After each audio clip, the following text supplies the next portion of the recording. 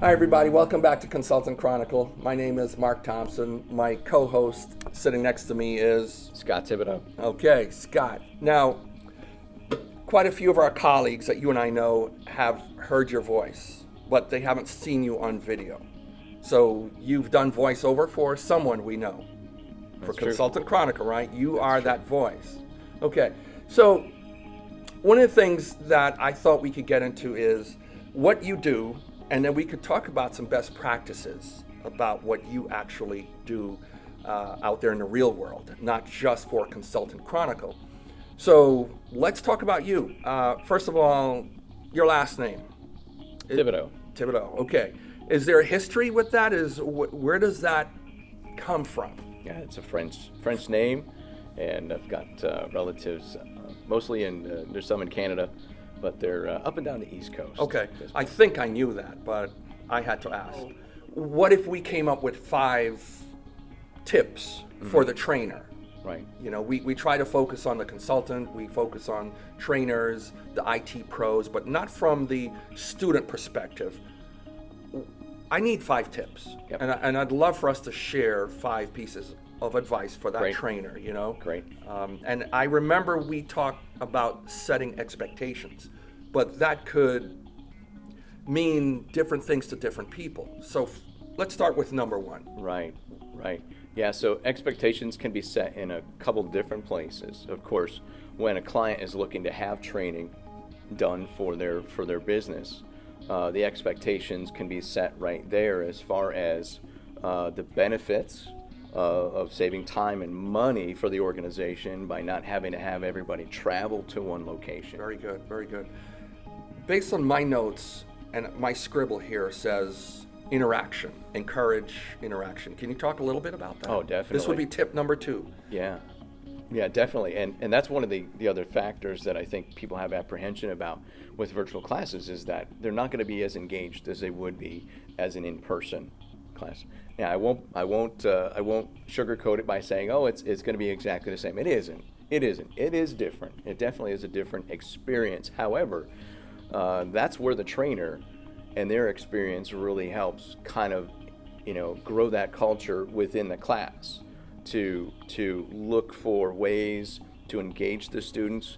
And sometimes the personality, the makeup of the class itself is kind of one that people are engaged immediately. You can kind of get a sense and feel for that. In other classes, you have to put some definite effort in there to kind of draw them out. Let them know this is, hey, you know what? This is our class. This is our little virtual world here for the next several days. So we're going to grow this and make this as energized and as energetic as we can by communicating, obviously with a video feed from the trainer that helps, at least keep them visually interested. But it's also up to using other tools as well within the environment. Another tip. I overheard your conversation about this one. Take time to make sure people know the tools. Without you explaining to me, my thinking is that students can join the session and they're asking you how to do this, how to connect, and so forth. Am I on the right track? Is this what you're talking about? You want Right. them to know how the environment works? Oh, most definitely. Because, again, a lot of the tools that we use, they've not seen before, right? Okay. It doesn't matter who the vendor is and which particular platform you're using, unless they're a veteran and they've been through, several classes before and are comfortable with this particular brand of classroom environment. Some of the tools are definitely going to be first time they've seen them, or it's different than what they've experienced before. So that first day for classes, and I always make a point to find out, hey, how many of you have done a class online before, or how many of you this is the first time you're taking a class? Because that definitely helps kind of identify what things I'm going to talk about and who I'm going to direct the conversation to make sure they're comfortable with it.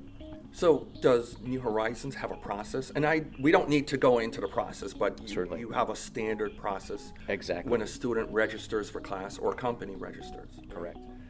Number 4, and you need to clarify this because I suspect, based on what you've been saying, number 4 is directly related. My 4th item here says, make sure students know they're not on their own.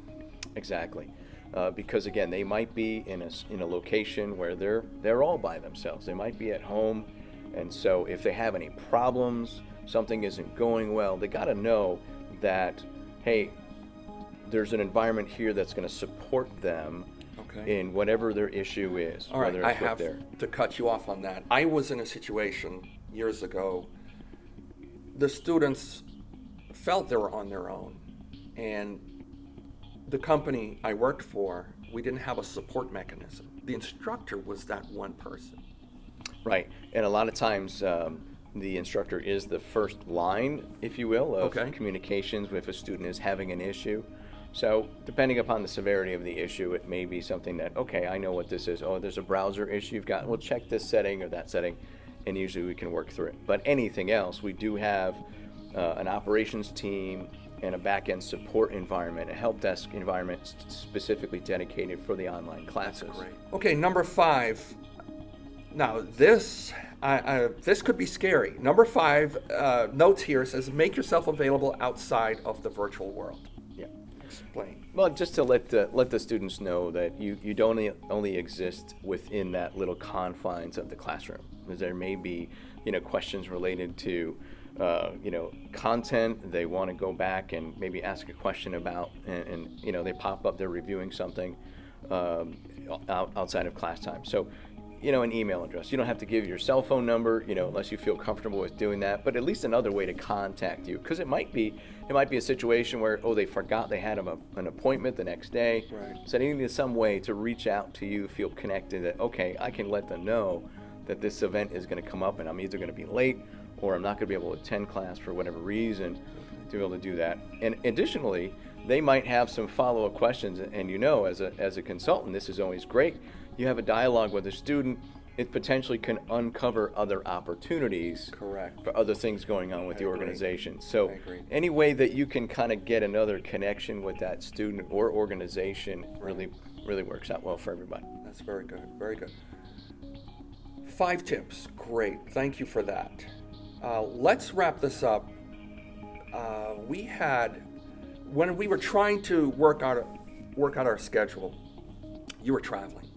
That's right. Yeah, I had been doing a series of one-day seminars for Microsoft covering their enterprise mobility suite, a series of products, and so I had several days up and down the East Coast to deliver some content there, and it worked out very well. As a matter of fact, some of the centers are looking forward to doing another round here at the end of May. Okay.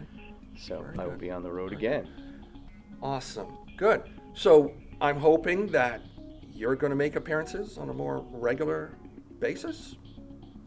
Sounds good to me, Mark. The hesitation tells me, the hidden language says, it depends on my schedule. I can't make promises.